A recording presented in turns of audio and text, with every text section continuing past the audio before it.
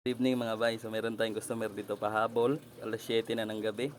So, ito po ay yung power steering rack and pinion bushing ng Terra. So medyo malaki kumpara sa Vios.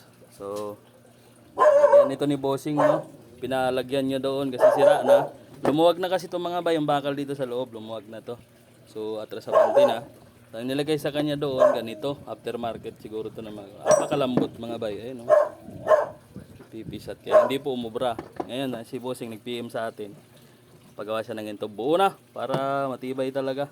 Ito sa lubong. O taga Ilocos yung nagpagawa nito, bossing. Malayo-layo pa talaga, dinayo lang tayo.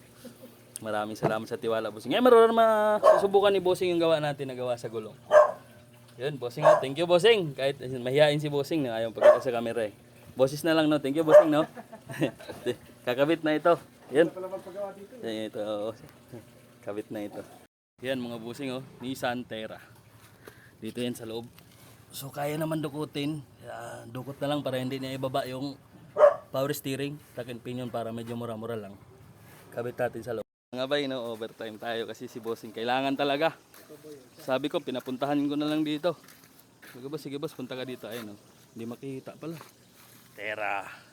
Ayun, no. Yun, ginagawa yan mga bay. Ayun sa loob. Kasi interview mo ba ako? Hindi na. Ayan, no. Ay, hindi makita. Ayan yan, Terra mga bay, Terra. Yun.